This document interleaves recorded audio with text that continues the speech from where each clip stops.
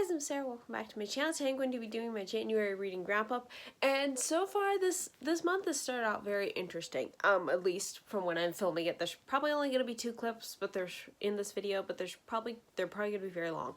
So at least this first one will be. I will try to keep it condensed. We don't need another December reading wrap-up. Very long video. Anyways, yeah, this month started out really interesting. I really didn't want to read much at the beginning of this month. For some reason, maybe it's because I read so much in December. I really don't know. I just hit, like, the first 2 or 3 weeks, I really didn't want to read much. I was reading extremely slowly, which is totally fine. I was just going with it. And yeah, and then last couple of weeks, I just wanted to read everything. So it's been very interesting. But yeah, I have continuations of series to talk about, new series, I have an arc.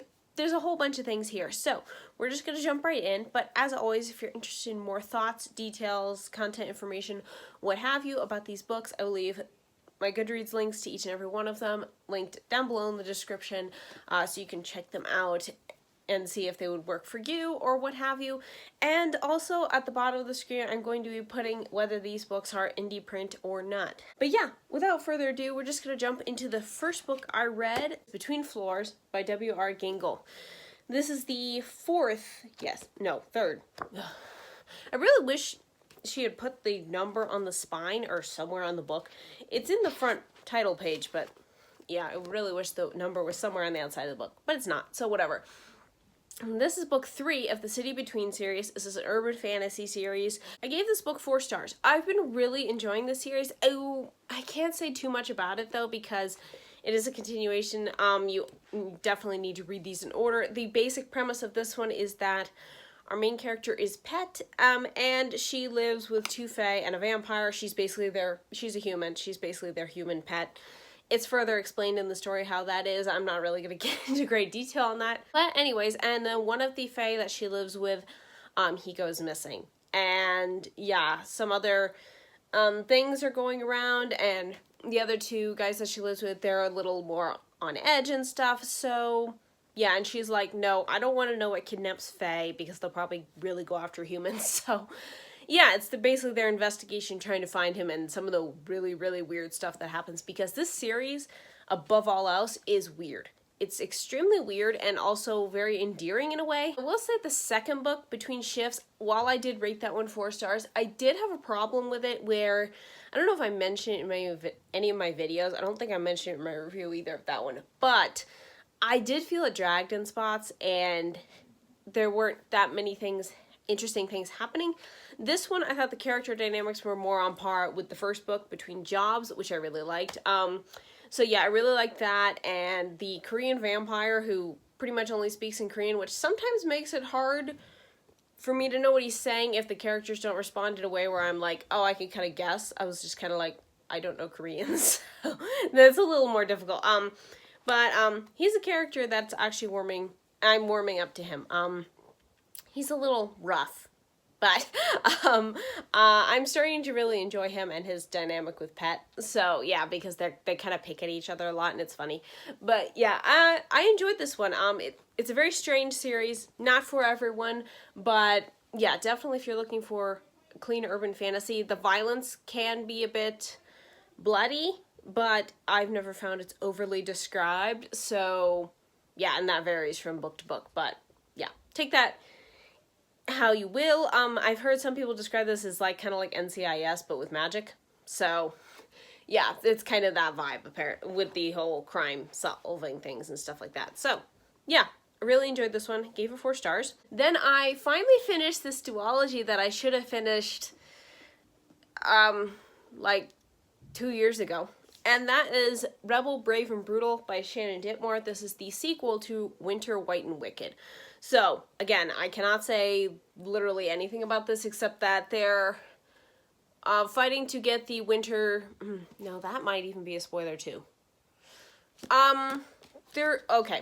What I can say is there's kind of a war going on, and our main characters are trying to kick something evil off of their island and free the island.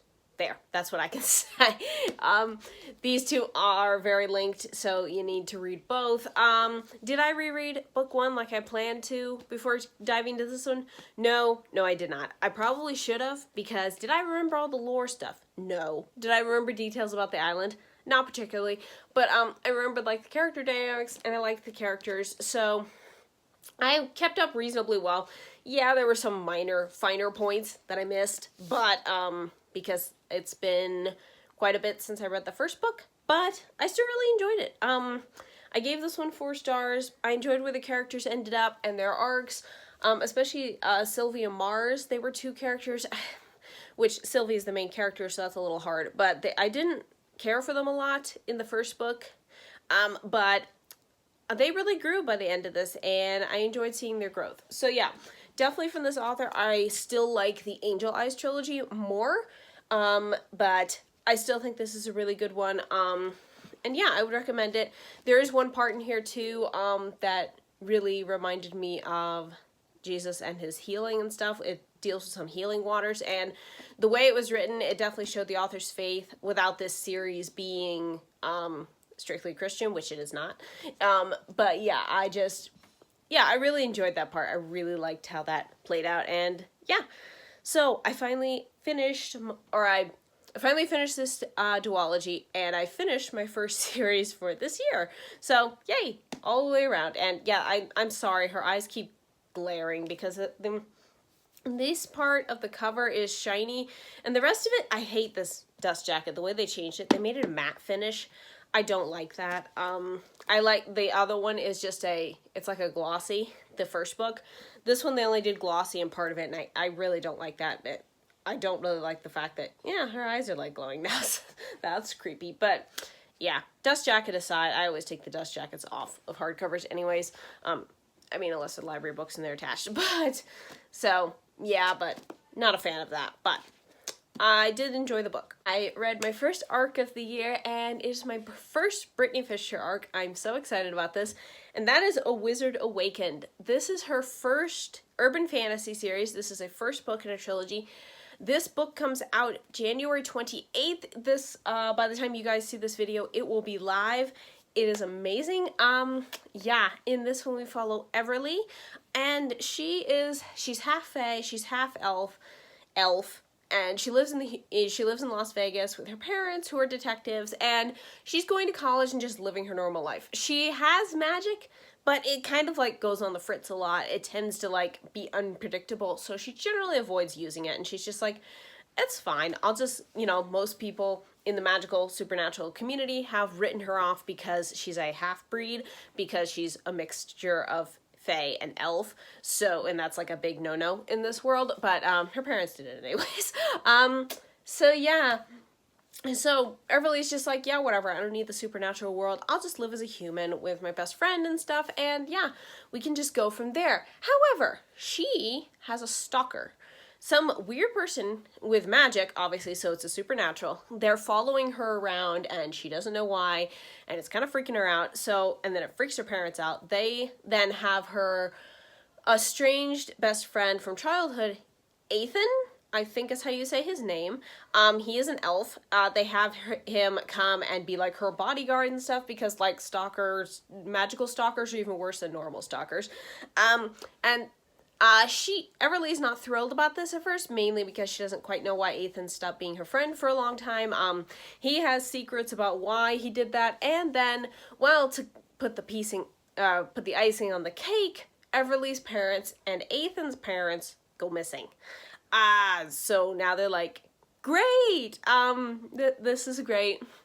And then things about Everly's magic start coming to light, and it goes from there. It is a wild ride. I love this book. I love Everly as a character. She's just an amazing character. I love Ethan too. Probably a couple of my favorite characters by Brittany so far, which is saying something. I have quite a few favorite characters of her books. So, yeah, I really love them. I don't know what it is about Everly especially that I just love so much about her, but I just do. This series, this is only one book so far. The second book comes out in May, which is so far away because I really want to read the second book, because things wrap up in the first book, but where things leave off as well, you're just kind of like, how is this going to be resolved, fixed? What's going to happen next? This can't just stay peaceful because, yeah, like, and I'm wondering who's the ultimate bad guy. Is it the secret group stalking Everly? Is it this other guy? Who's the ultimate bad guy here? Like, are they both bad guys? What's going on here? I have lots of questions. And I need book 2 pronto. But I have to wait till May. So, that's a bummer. But yeah, I really enjoyed this one. This one could definitely be on par with Magiford for me. That's a big thing for me because I love the Magiford Universe series by K.M. Shea. And this is up there with them. And it's only one book. It's not even the whole trilogy yet. And yeah, I just love this book. If you like clean urban fantasy, go check this out. It's really good. Doesn't work as a standalone, but everything does wrap up and there's no evil cliffhangers. K.M. Shea is really bad about evil cliffhangers with her Magiford books, but this current book doesn't have one. And I have so many questions. But yeah, I really love this book. If you can't tell, I gave it 5 stars, and I also definitely want to thank the author for giving me a copy to read and review. I am eagerly looking forward to book 2 and to when this one comes out in paperback so I can eventually get it and squeal over it some more. So, before we dive into the big one that I'm really going to talk about, I'm just going to go over this one real quick. I read my first, if you watched my reading goals video, you know I mentioned I wanted to read more like fairy tales and legends and myths and stuff like that this year. So, I read my first fairy tale collection this year. That is the Blue Fairy book that was compiled, edited by Andrew Lang. I liked this. There were a couple stories I skipped. One of them because it ended really sadly because I saw the ending first and I was like, I don't want to read that. So I skipped that one. One of them was just boring, and a couple of them had some like old Scottish words or the way they spelled things. And I was like, my brain was starting to hurt trying to read them. I had read them in a previous collection of the Celtic Tales collection. But so I knew the stories, so I just kind of skipped those. But overall, I enjoyed these. Some of them were tales I knew of, most of them were new. I do wish that this edition, I don't know if any other editions have this. If they do, I'm really gonna like those. They don't specify what countries these come from because these come from all kinds of countries. So, like, a couple of them I could pick out being, like, the Arabian Nights, and, like, there's Beauty and the Beast, so it's like, okay, I know that's from France. So, some of them were like that, but most of them it's like, I don't even know what country they were from, but I would have liked that.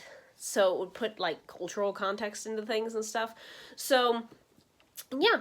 I gave this 4 stars.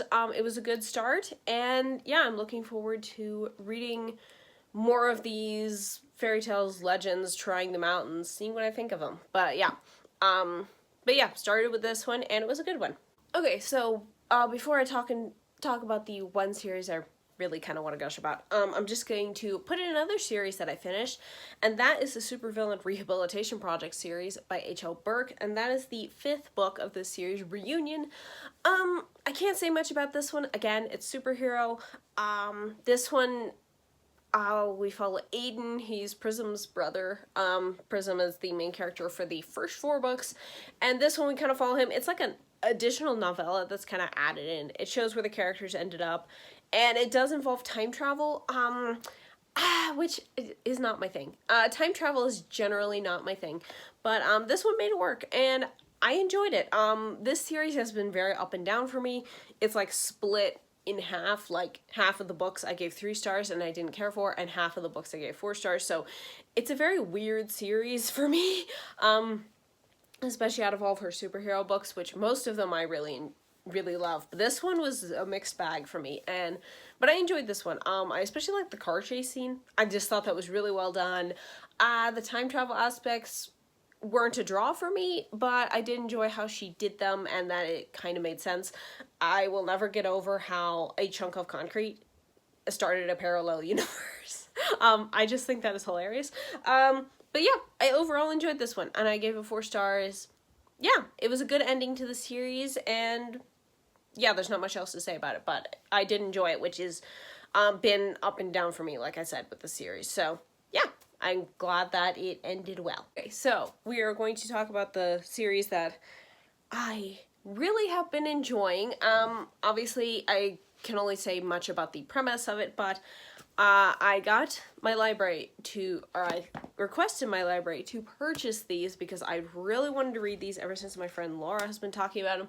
This is my first Korean manhwa, and that is the first 4 volumes of Dark Moon, the Blood Altar. This is a urban fantasy. I'm not gonna hold them all up, they're heavy.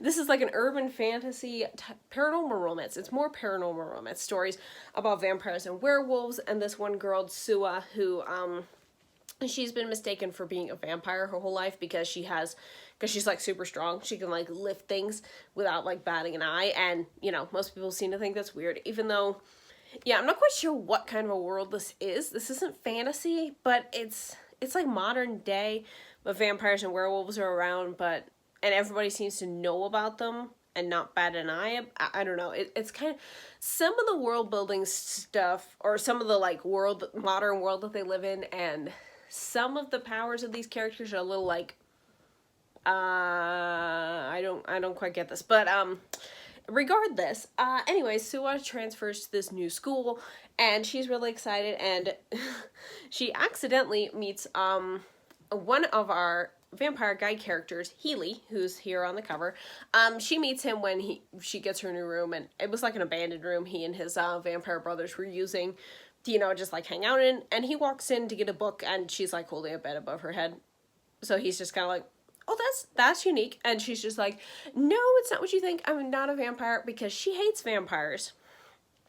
Because number one, she was mistaken for one for so long. And number two, a vampire killed her best friend when they were like 12. Yeah, and he was like the only one who believed in her and didn't think she was a blood-sucking monster.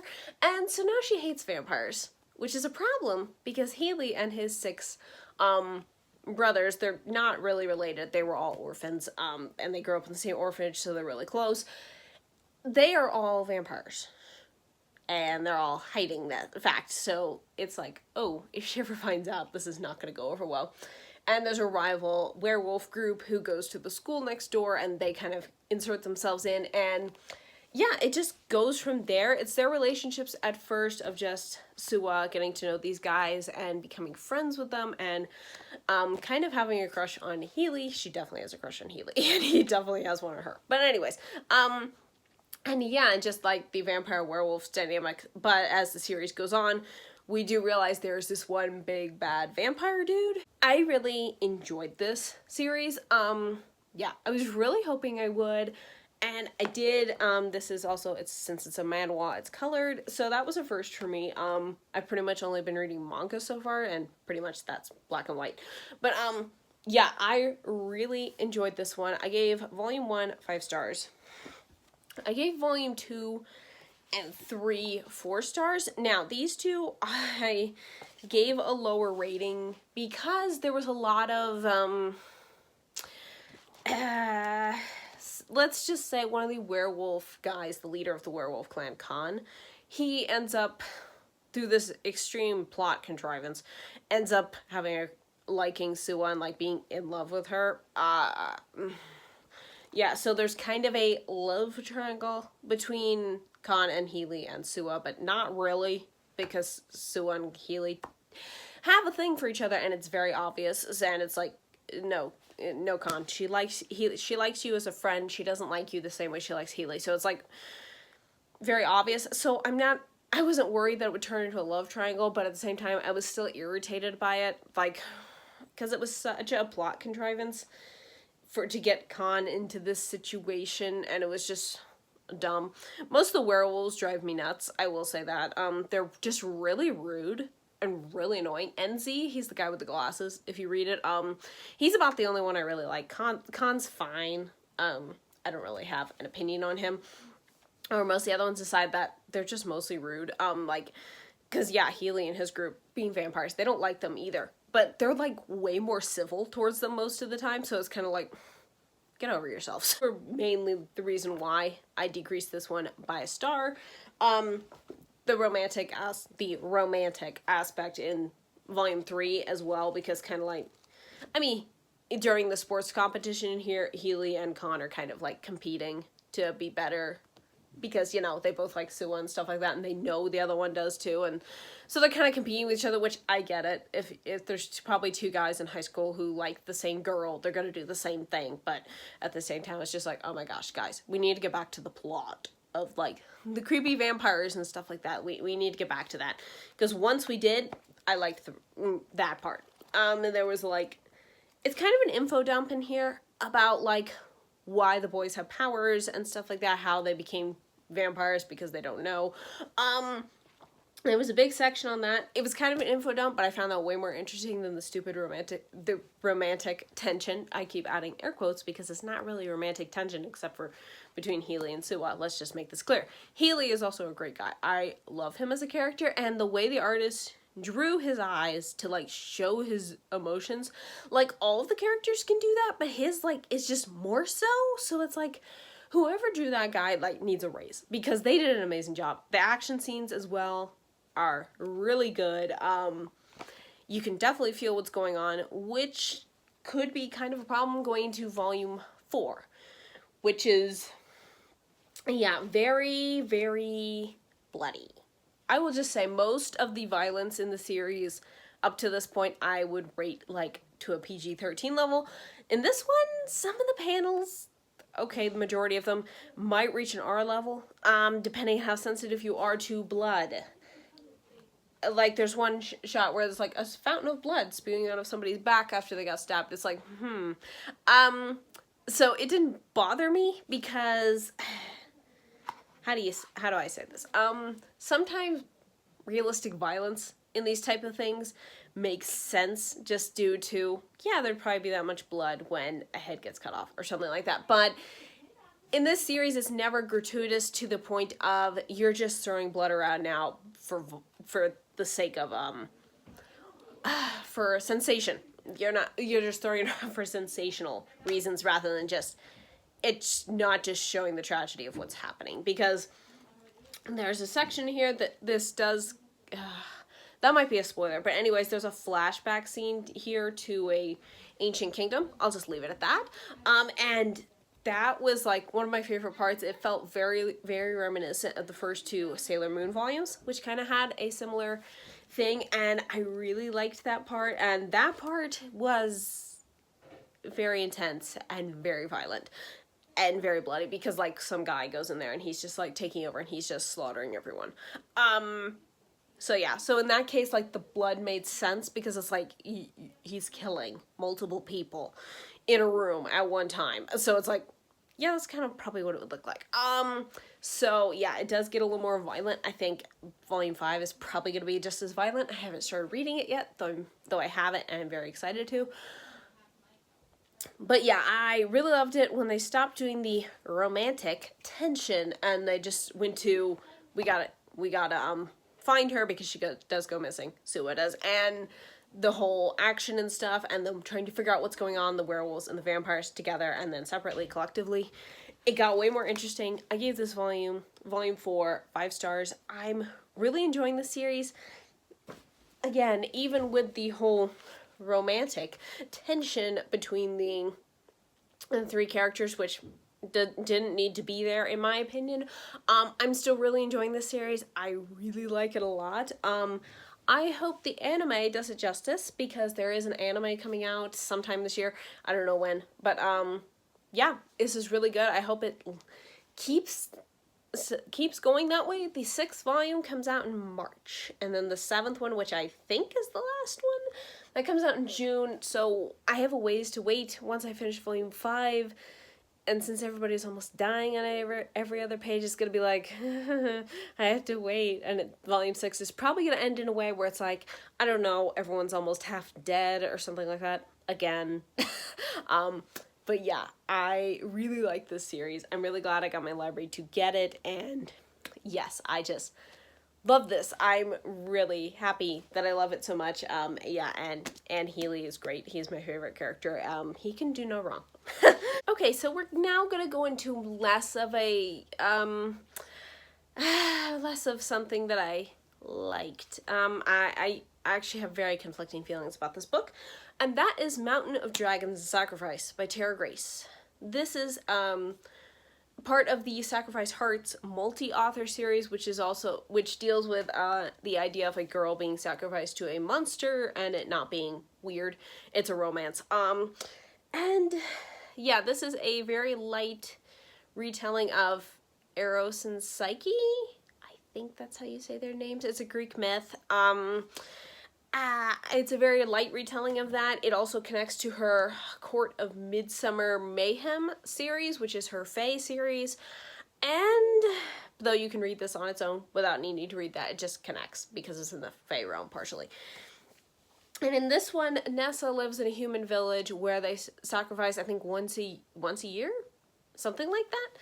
Or it's once every few years. I think it's once every few years. I forget the time frame. Anyways, this is a village where they sacrifice maiden every number of years to the dragon dude at the top of this mountain who, you know, he demands a maiden sacrifice every few years or so.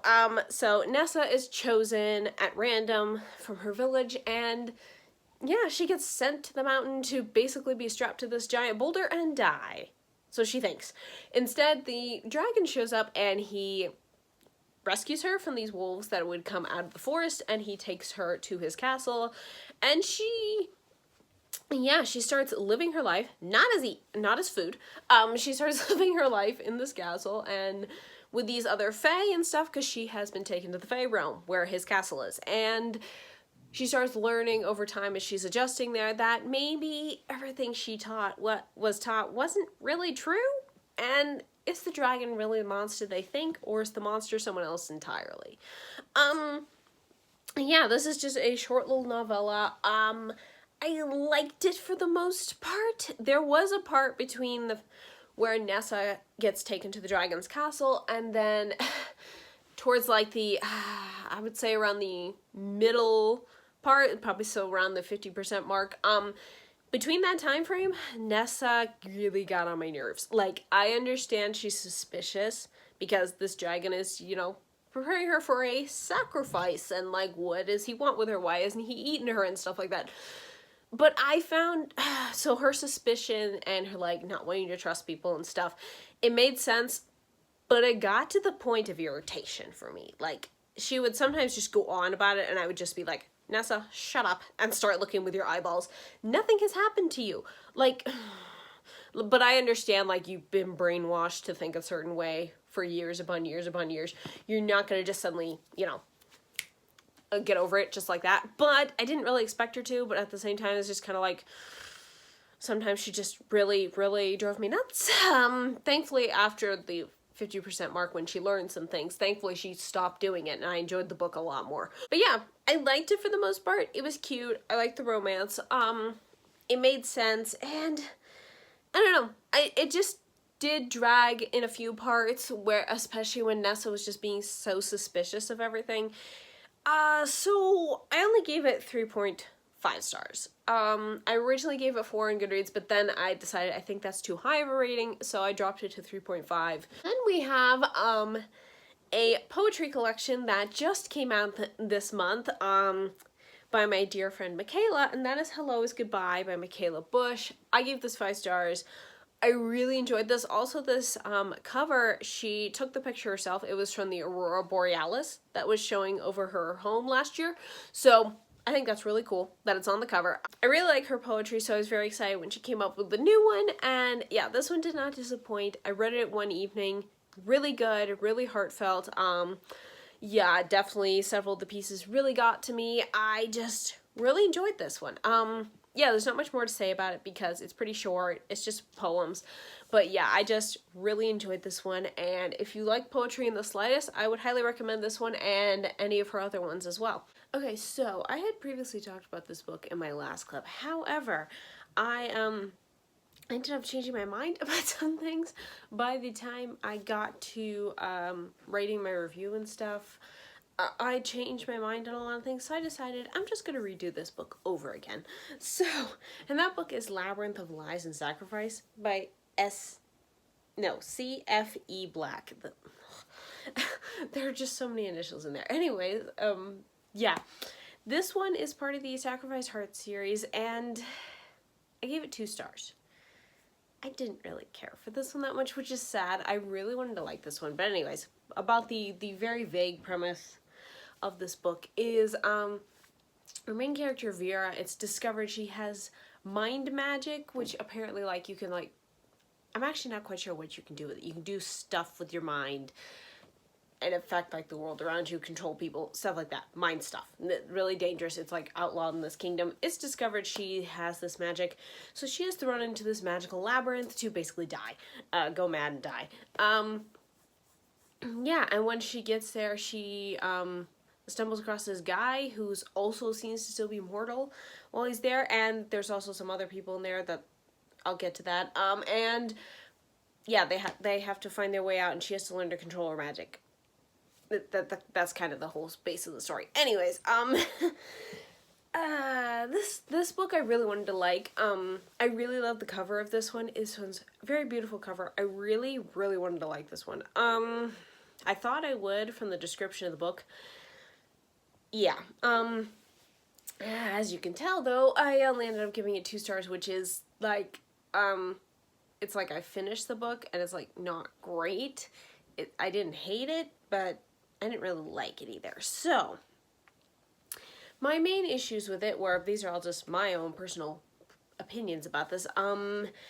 Yeah, okay, if I can remember them all. There was quite a few. The labyrinth is not a labyrinth. There's no maze, which I was very disappointed about. It's just a creepy man-eating forest. Like, I'm good for magical man-eating creepy forests. I'm really down for that type of thing. However, I was expecting a maze, like a giant maze. There was nothing maze-like at all. I mean, occasionally random walls would shoot up out of the ground. There were monsters. The trees moved. But that's kind of it. And like I like the creepy vibes of it and of the story and stuff like that. But at the same time, it often just fell flat. And I was very miffed that there was no creepy labyrinth maze. I was very disappointed by that. I was also led to believe from the back of this cover, from the description of this book, that Vera and the guy, Ash, they would be the only 2 people, like, sane in this maze. Everybody else would have just been, like, you know, monsters or whatever. No, there were other people in here that we met and ran around with. And actually, Vera got to know them better, which then made the romance between her and Ash feel very, very insta-love. Which, I know this is an unpopular opinion, but I'm usually fine with insta-love. It has to work in a certain way where I can be like, I can see the connection. There was no connection between these 2. I mean, Ash does try to kill her when he first sees her. Do keep this in mind that they're in a maze that is, like, trying to make them go mad. So it's like, I don't really hold it against him too much that he tried to kill her the first couple of times he saw her, because, you know, the thing's trying to make people go mad anyways. Okay, some freaky things are going to be happening to people. However, but yeah, and then they just kind of like instantly fell in love, even though they didn't really have very much interaction time with each other. And also, like, I read plenty of books where it's like, say, for example, an elf and a human relationship where the elf is like hundreds of years old and the human is not. Or like in the case of like the Magiford series, one of the romances is between a wizard and a vampire. And the vampire, he's like, you know, it's highly possible he could have been around during King Arthur's age. So, you know, but he doesn't look a day over 30, that sort of thing. Like, I've read plenty of romances like that, and I'm fine with it. Only if, like, characters act a certain way does it seem kind of creepy. But whatever. I'm fine with it generally.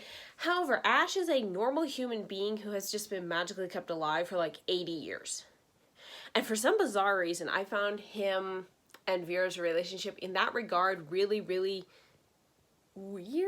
I don't know why. I don't know if it's just because they had no connection really at all. So it's kind of like, why are they in love anyways? And then it's just like his age just added another thing to it. I don't know. It was really weird. I just didn't really care for it. Also, Vera hung out in, like, victimhood mindset a little too much for my liking. I just wanted to kick her in the pants and be like, yeah, okay, just quit whining about it and do something, okay? So yeah, there were just a lot of aspects I could have liked in the story, but, like, they weren't the way, I don't know, they weren't the way I was expecting, and yeah, I was very disappointed by it. So it's not a bad book. I think plenty of people could really enjoy it. I wanted something else from it, and it wasn't that, so I was very disappointed. So 2 stars. Not terrible, but I would never read it again. Okay, the next one, I actually got an advanced reader copy for this one from the author. So thank you very much to the author, but for giving me the copy. She actually just gifted them to me. And yeah, I just decided to read them early and write reviews for them. It's Where the Bridge Begins by MIchaela Bush. This is the second book in the Bethlehem Belle novella series. This is Christian contemporary romance. They're just little novellas set in the same town with like reoccurring characters. The first one is Where the Last Verse Ends is the first book in the series. And in this one, we follow Avery. She has a chronic illness that she's trying to hide from her family and her friends and stuff because she wants to be seen as normal. She doesn't want to be seen as a burden or anything like that. And yeah, she just keeps, and they keep trying to matchmake her with an old frenemy, I think that's how you say the word, from school back in the day, Noah, who is a police officer in the town. And yeah, it's kind of just Avery's journey of allowing people in and to help her out and stuff. It's a very short book. I don't really want to say too much more about it because, yeah, I will probably spoil the whole thing if I do. But I really liked it. It was really sweet. Yeah, I really liked that Avery was a horse girl because I am a horse girl. It wasn't a huge part of the story, but I just liked that little aspect in there. And yeah, it was a really good story. It definitely opened my eyes to how a lot of people with chronic illnesses deal with things in life. While I don't have a chronic illness, I do have some certain health things where I know it's very, very hard to not want to ask for help and not be allowed to do certain things because of said stupid health problem. I did find a lot of relatability in her in that way. And I know others who have a chronic illness will probably find her even more relatable. So yeah, really enjoyed this one. I gave it 4 stars. In the same vein, also another book I was given to by this author is Where Hope Begins, also by MIchaela Bush. This is a short little, I'm not even sure if it's long enough to be a novella. It's like a novelette. I don't know. I think it's a novella. This super cute cover. I also gave this one 4 stars. I really liked this one. This one's about Ellie. She's a reporter, I think. Yeah, she's journalist. I think that's what they call them. Whatever the term is. Anyway, she's a journalist. She gets sent to this ranch in New Mexico who's going to be hosting this hot air balloon festival. She's sent there to like write a piece about them and stuff, and she's having some issues with like some trust issues due to her ex dumping her for someone else who works in their office, because that's not at all awkward. And yeah, she meets one of the ranch hands there, Tate, and they hit it off, but she's very reluctant to like open up and stuff like that. So yeah, it's just kind of that storyline. Again, very short book. I can't say too much about it, but I really enjoyed this. I did enjoy this one more than Where the Bridge Begins, I will say, between the two of them, but both are equally good books. But this one, I don't know, there was just something about this one that really captured me, really drew me in. I really liked the characters. I just super enjoyed this book. Would highly recommend both of them, but this one especially. Yeah, I just really enjoyed this one. Again, it's Christian contemporary romance. I don't know if I said the genre. I'll just quickly do this one because I can't say much about it because it's the 5th volume in a series. I did read Dark Moon, The Blood Altar, Volume 5. I no longer have the volume with me. I had to return to my library. So here's a picture of it. Things are crazy. You know, I've previously, in my previous clip, talked about the first 4 volumes. This one's just wild. I'm eagerly waiting for March to get here so I can get the 6th one because I need to know what happens, because these all end on like massive cliffhangers where everyone's about to die like 20 times over. If these guys were vampires and werewolves, they would have died at least 20 times over by now from blood loss, if nothing else, and trauma from the other half, because like, oh my goodness. Yeah, let's just, you know, like the mind control thing I was talking about, the Labyrinth book, yeah, there's mind control going on here too, and yeah, it's crazy. I really enjoyed this one. Eagerly looking forward to March to get the 6th volume and find out what happens next, for them, of course, to leave me on another devastating cliffhanger, I'm sure. And yeah, I gave this volume 5 stars. In the same vein of sequels, I did read the kind of sequel, kind of prequel, but you should read it after the first book, of Dragons and Stone. This is the kind of sequel, prequel, whatever you want to call it, to Mountain of Dragons and Sacrifice by Tara Grayce. This one you can get for free when you sign up for the author's newsletter. She also has She has at least the paperback copy on Amazon. She might have the ebook too. I don't remember. But I do know the paperback copy you can get from either her Etsy store or on Amazon. And yeah, I gave this one 3 stars. It kind of just... It follows some side characters who met up before the events of Nessa getting taken to the Dragon's Lair in Mountain of Dragons and Sacrifice. So it kind of goes over that. I enjoyed them. They were nice little add-on stories. But yeah, I really don't have much more to say about it. I gave it 3 stars. I liked it. I thought it was a good kind of like little sequel, kind of wrap up to the first book. And yeah, I enjoyed it. 3 stars. Then I'm just going to do these 2 because, again, I can't say too much more about these because I am continuing the series. And that is My Hero Academia Volumes 17 and 18.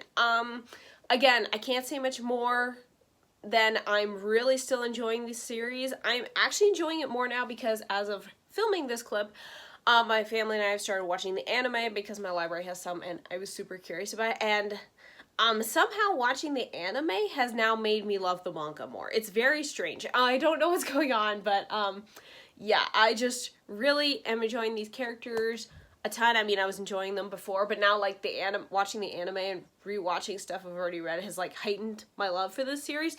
I don't know, does anyone else feel that way where like you watch an adaptation of something and then it makes you love the books more while also loving the like movie or TV show or something? Let me know if anyone else has felt that way before. This is definitely working for me, and I really enjoyed the series. I'm very interested to see where things go from here.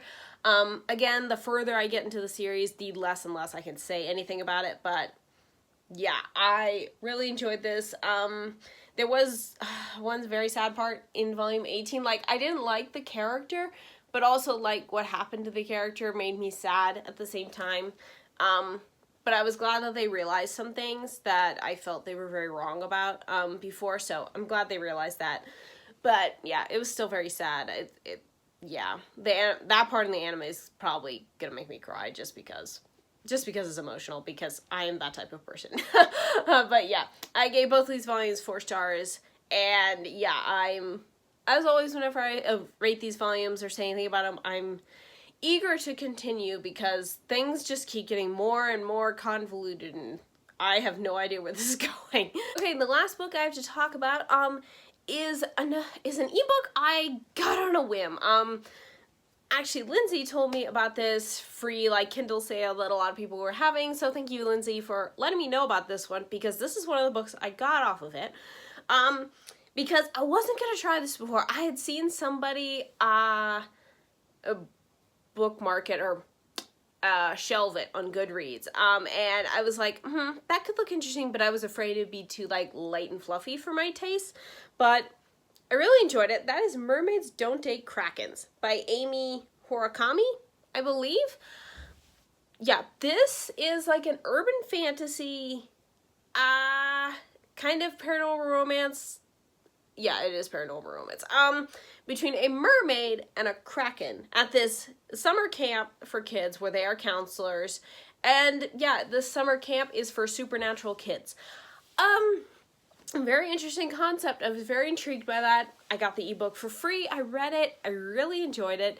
We follow Serena. She's a mermaid, and she is going to be a swim instructor at this camp Spellbound for other supernatural kids because, yeah, she feels like she's a failure because she doesn't have a siren song. That is something mermaids highly value because, like, it's, like, makes beautiful music, of course, but also their song calls to their mate. So, their, like, partner for life. So, her song is broken, she feels worthless, but she's a really good swimmer, so she's like, okay, I'm gonna go to this summer camp, I'm gonna have the best summer ever, I'm gonna teach kids to swim. However, that's until she finds out who her co-swim instructor is, and that is Jake. Yeah, wow, I forgot his name for a minute. It is Jake, yeah. Yeah, Jake, okay. If I'm wrong and that's Luke, no, it's Jake, okay. Anyways, I got his name right. It is Jake, and Jake is the family of is the son of the Kraken family. And the Krakens and the Mermaids families have been at odds and war with each other for hundreds of years. So she's like, oh, great. I have to work with my enemy for the summer. So much for my best summer ever. But why in the world do I have an attraction to him and he has one to me? So yeah, things go from there. The best way I can describe this book is if it's like those Disney Channel movies like Camp Rock, High School Musical, without the musical parts, obviously. Actually, they do sing karaoke, so yeah, at one point. But anyways, it's like those movies, but with supernatural creatures, and the characters are a little older. They're in their 20s. Yeah, it was really fun. It was really cute. I actually really enjoyed it. I wish to know more about the world building? Like, is this a whole world of supernatural beings? Do humans live in the same worlds as supernaturals? Do I know any of these answers to these questions? No, I do not. Does it matter in the slightest? Not really. It's not part of the story, so it doesn't need to be there. So yeah, it doesn't really impact the story in any way, shape, or form. It's just like kind of like extra things I want to know about, but also at the same time, it's like I don't need to know about them because I like the story as it is. So yeah, the romance was super cute. Definitely some angst in there. Definitely some what's gonna happen. I do wish there was a bit more of a snappy element. And snappy is probably the wrong term, but like a little more conflict between the family dramas. So that Jake and Serena had to fight a little harder to be together. But Serena's insecurities about the whole thing and how her family would view her as more of a failure and stuff like that kind of did that work for me without the families needing to go, you know, all Romeo and Juliet type of thing.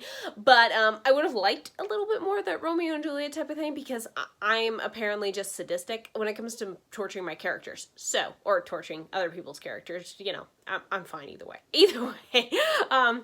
But yeah. I enjoyed this way more than I thought I would. I'm definitely looking forward to checking out the next book in the series. I think there's going to be at least 2 more.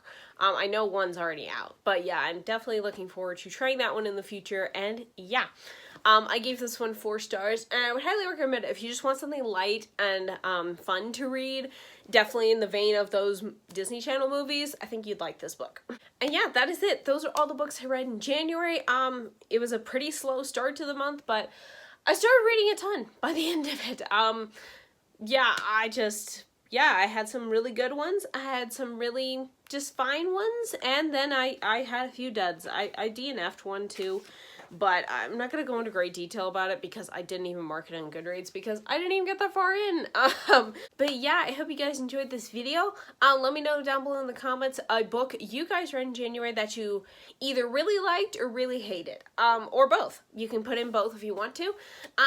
Yeah. I hope you guys had an amazing reading month. I hope you're having a great day. And yeah, thank you guys so much for watching. I hope you enjoyed this video, and I will see you next time.